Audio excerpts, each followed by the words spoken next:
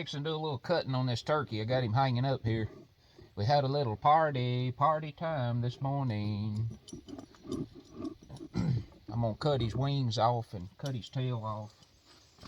What I do when I remove these wings, I grab that, you got the turkey hanging up like this, I grab that wing right on the back and just run in here with my knife like that, and you'll feel that wing start to pop off.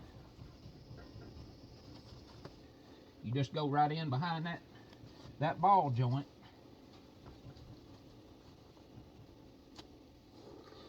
That's all it is to it.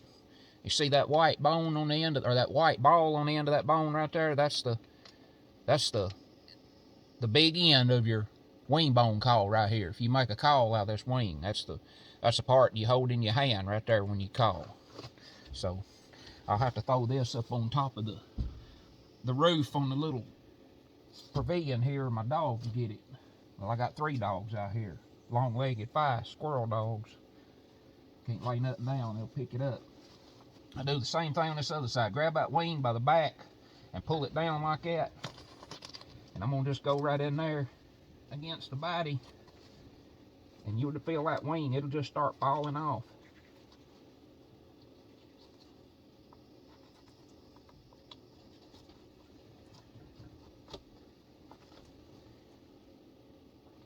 And there it is. That's all it is to it. There's that white ball joint, which is a end of your caul on a wing bone caul. Some of the most beautifulest colors and feathers we got in this country, I can tell you that. What I'm gonna do, I'm gonna take his fan off now.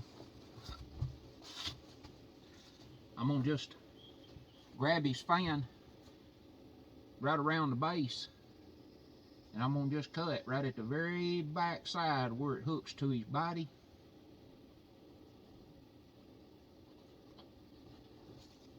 And there it is. That's all it is to it.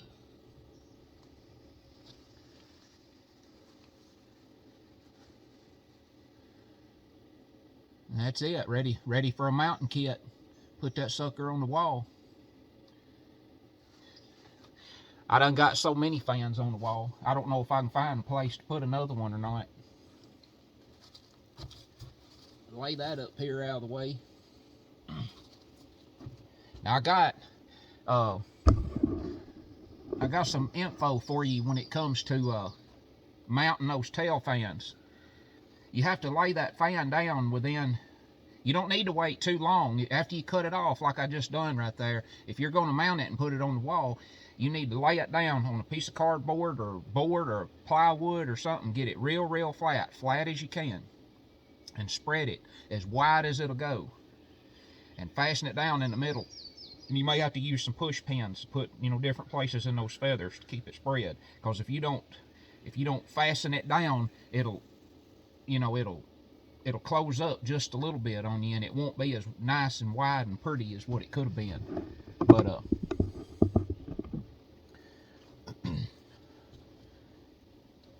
sometimes I'll show this. I'm gonna show you how to take this beard off. 19 years ago this spring, I hunted here in Tennessee with a wild turkey legend, Earl Mickle. He was writing his 3rd book. He was a wild turkey author. He wrote books on turkey hunting and turkey call makers. And I hunted with him and got the wonderful once in a lifetime chance to hunt with him for that book in Tennessee there in 2003. And we doubled for that book. That book is Longbeard's Call Makers and Memories by Earl Mickle, if you'd like to read it. I'm in the one section as a call maker. I'm in the back section under the state hunts. If you look under Tennessee, you will see me and Earl and that hunt.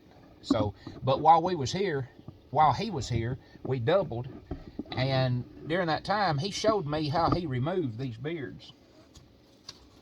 You can go in here and actually cut it off with a knife, if you prefer to do that. But I'm just going to show you this time how he showed me you do it. you just grab you a wad of skin, right, a ball, wad you up some skin right where that beard comes out, and just take it and just yank it down.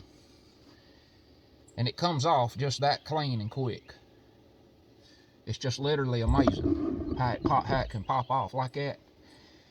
Now you're ready to put it in your shell or whatever. I measured that beard a while ago. It's about 11 and a half. His spurs is a little over 1 inch. What I'm gonna do here, when I breast him out, I'm gonna feel this big breastbone right here.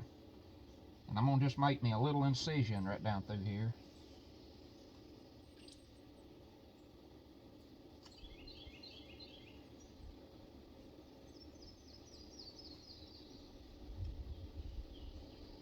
Get me a good place started.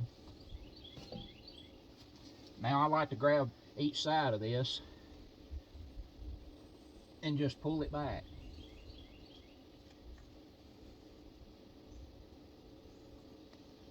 I got to cut it a little more right here at the top.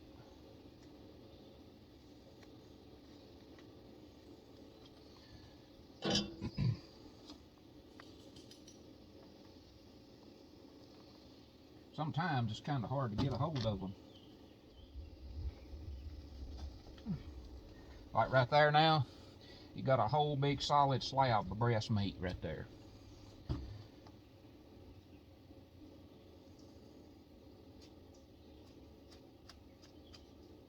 I'm gonna cut this other side.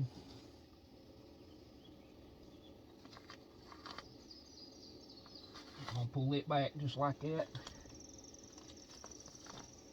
And there's another big slab of breast meat. Now, what I like to do, you feel that big breastbone coming down through there. I like to go in, take my knife, and run right up beside that breastbone. And come all the way right down the bottom. You can see there's a pretty defining line where the meat goes to. Down there.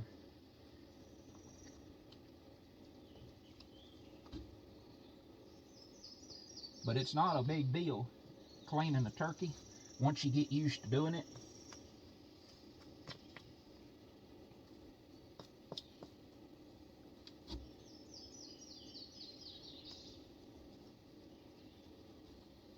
And there's going to be a little bit of fat right on the bottom end of it down here. I like to cut as much of that fat off as I can.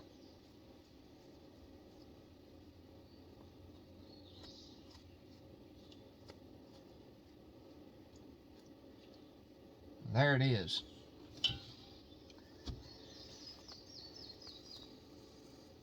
Now look, what a big slab of breast meat. That's ready to cut it up in strips, batter it, deep fry it, just whatever you want to do with it.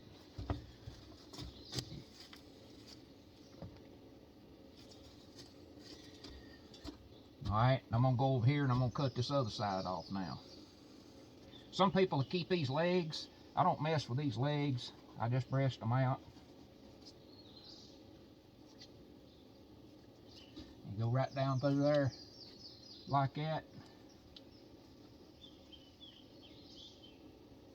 And just, it works a lot better to keep just a little bit of tension pulled on that slab of breast meat. Just parting it right off of that breastbone. Keeping that fat trimmed off as I go. This is a big bird. He's really, really heavy for which, well, next weekend be the last weekend of the season. Usually don't kill him heavy as this. I ain't weighed him, but I about guarantee you almost he's 20 pounds. There you go. There's you another big solid slab of breast meat ready to be washed up and cooked up. Some good stuff. But sometimes Sometimes out of all the trouble that I go through turkey hunting, I occasionally ask myself, why do I even hunt them anymore? Why do I even hunt turkeys? Why do I go through what I go through? Why do I do what I do? I do all of that so I'll get to do what I'm doing right now. So you need to just be sure and cherish all those moments and just appreciate every moment that you get out there in the outdoors to enjoy the times that there is and things there is to experience out there in nature. Because there's nothing like being out on a morning like this morning was and taking a wild turkey, especially having one to strut and come up to you. It don't get any better than that. I know I've had a lot of dead days over the years. I've had a lot of dead days this year. Things has been a whole lot slower in certain areas in Tennessee this year than it has been in several years. I probably heard less turkeys gobble this year than I ever have. I don't exactly know what it is going on with that, but it'll be interesting to see how next year is. But just some amazing things to remember and just cherish all those moments. Anytime you can take a friend or a buddy with you hunting, appreciate that time and appreciate and enjoy the outdoors. So appreciate you joining me here on this episode on breasting out this turkey and removing the wings and the tail fan. Until next time, I'm Garen Carlin, owner of Mosses Creek Outdoors, and we'll see you on the next episode.